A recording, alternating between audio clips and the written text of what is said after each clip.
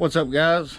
Another day's walk here, and I'm gonna go ahead and film my recap of the trail. I'm gonna have this into 4 different stages.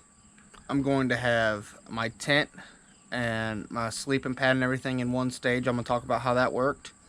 I'm gonna talk about how I did my water filtration and stove and stuff like that, how that worked out, and my backpack is gonna be a stage. And then the last one is going to be the trail itself. So let's dig right into this and let's see how it went. Alrighty, my tent and my sleep system. This is my sleep system here. I carried all my sleep system with me on the trail. Even though I wasn't using it all, I carried it all. And it did very well. Like, I never used my quilt one night because it never got really cold enough. I used my sleeping pad every night though, but what do you expect? It's kind of what you have to do. And it went really well. I slept. I never had one night that I didn't sleep that well, but I was very tired at the end of every night. So that could have came to it. My tent did very well. I love this tent. I love it. I love it. I love it. I love it. That's all I can say about this tent. It is an amazing tent. If you've ever slept in a tent like this, you know what I'm talking about. It just lays up, sets up perfect.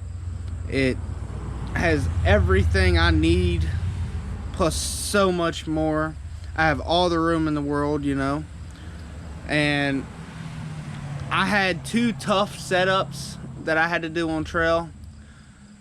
2 pretty tough. Like, one of them was just because it was actually in a place for the tent, where the tent's actually supposed to be set up at, in the gravel section, and I set it up in it, and it was a little hard because my trekking poles wouldn't sink because it was all nothing but concrete and gravel, which made it flat, but it wasn't really the best for a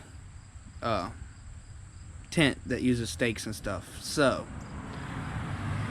that was my one problem there. And then I set it up in between 2 trees on the second night. Don't even think I didn't get a film. I didn't film that little camp spot we used that night, but that was a pretty tough setup. But it was the only other flat spot. Thanks to Screwball for telling me, you know, to put my tent there instead of camper. Screwball let me know that that was the best place to go. So thank you, Screwball, for that. But yeah, that was what happened with my tent and my sleep system. They worked really well. I loved them both, and I'm just glad I was able, like, I slept as well as I did, and I was able to set the tent up as well as I was able to.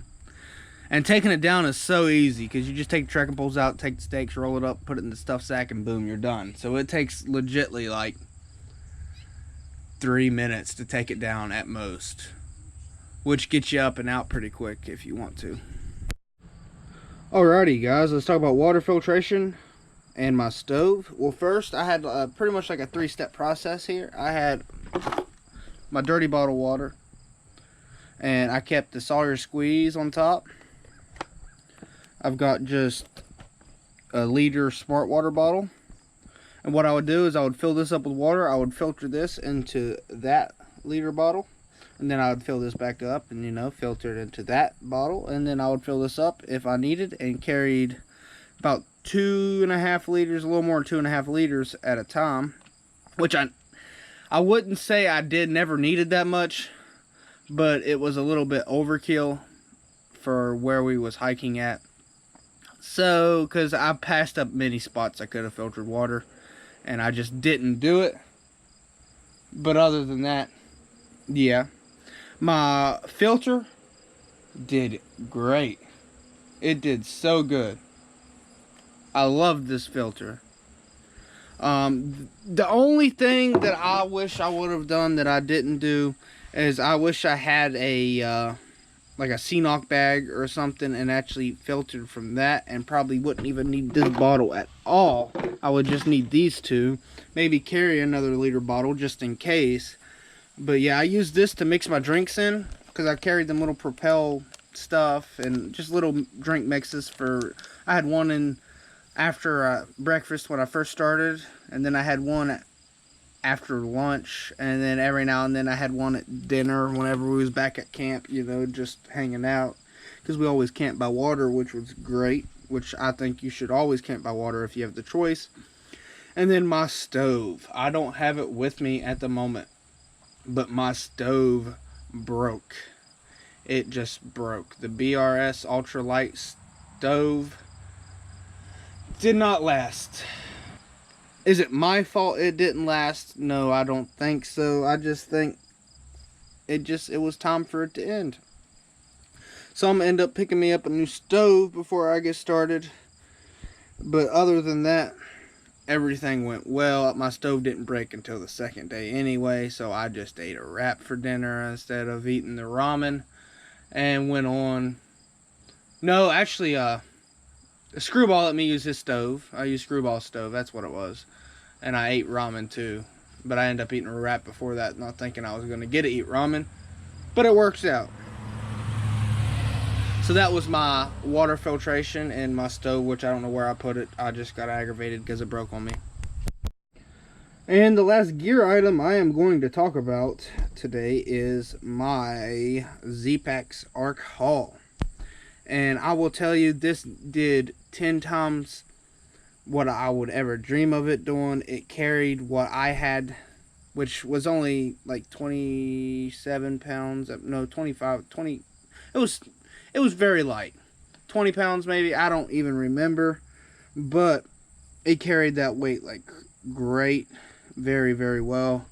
The roll top closure did great. Here's the back of the pack. I got the pocket here. I used every pocket. One side, like this one over here, I put my stove and my cook pot in, and then the other side I kept my 2 liters of water, which I was afraid that was going to keep me off balanced, but it didn't. Now, one thing I will say that is just like, not a disclaimer, but just letting you know, the arc system on this will work wonderful. But what you need to do is every night, I found out when I put my pack in my tent, I just take the arc out of it, because if I kept the arc in it, I would somewhat hit it at night or something. It would all get twisted up and stuff, which wasn't a big thing. You just undo the arc and then arc it back, which I ended up just every night, whenever I put it down, I just take the arc out. And then in the morning, when I loaded it all back up, I just put the arc right back in it, and it worked fine. My hip belt was comfortable. My shoulder straps was comfortable. The V-top here I used, I had a bag of chips on it the first day. I ended up putting some, I put my sit pad on top up here every day. Had a bag of chips up there one day. I had everything I ever needed on this thing, and it worked just fine. All of these straps, this right here aggravated me a little bit, but it's not a big deal. I could fix it and just redo it. It doesn't hurt the pack in any way. It's just aggravating, because you see how this one's all perfect and flush like that and that, and this one's like not perfect and flush. But it works just fine. The mesh worked fine. It gave me enough breathability on my back. The front pocket, I used it to death. I still have a pair of socks in here from the trail, and just little odds and ends. I had this thing packed. But that's what it's there for, isn't it? So yeah, this pack worked 100%. I loved everything about it. Didn't have too many complaints, other than that one little knick-knack saying the arc messes up if you keep it up overnight, but who cares, you know? It does what it's supposed to. It did everything it was supposed to, plus so much more. I never felt weight on my back. It was all comfortable. I was able to move it from my shoulders to my hips in just 2 seconds. Of course, I got a little crazy the first day and I adjusted it 50,000 times. But once I got that thing set in, I was set. So, I really like this pack. I'll end up reviewing it fully after I use it for a while. But as of just the Shakedown hike, it did perfect. I mean, perfect. Alright guys, now let's talk about the trail. Probably what you guys are wanting to know about the most. I started, on top at the parking lot. We walked back down to the falls. that first day it was beautiful out. I mean, just beautiful. We had our first road walk, which wasn't exactly what I wanted to see, but you know what? A road walk isn't the most terrible thing ever. And after the road walk, we went on down through. We came up over the hill and was walking by the lake all day. Had a beautiful lunch spot. I mean, it was just so beautiful. The water, the waves, everything, it was wonderful. Went on down through, ended up at the dam. And the dam, okay, me and Camper kind of talked about it there, but I don't think anybody put it in the video.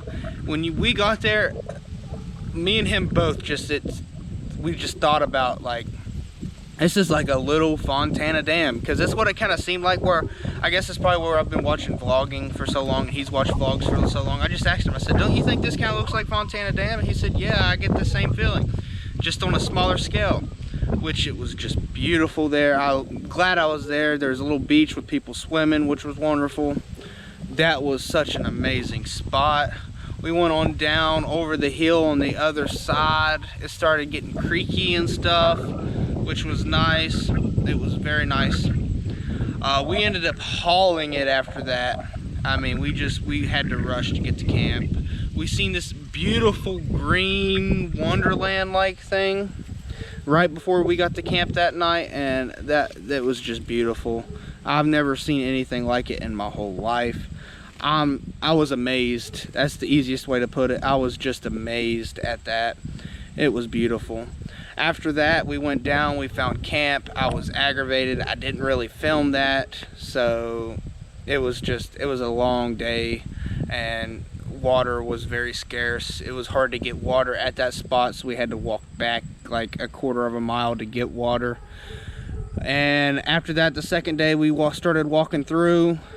We had that lunch spot where we took a swim in the creek. It was beautiful, a beautiful spot. After that lunch spot, we went on down through there. We ended up finding the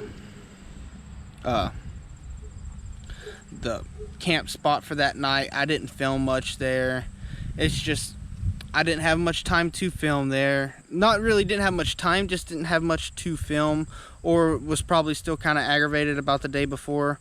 So that's about all I got on that day.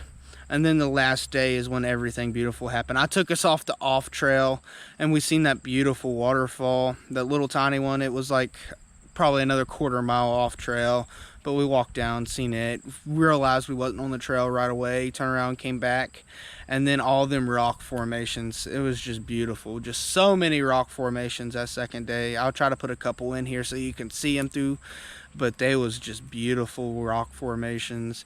Had finally the finish at the falls, and if you pay attention on that video of mine, at the bottom left hand corner of the waterfall, there's a little like rainbow from the mist, which I thought was even more of an epic finish than what it was at the beginning.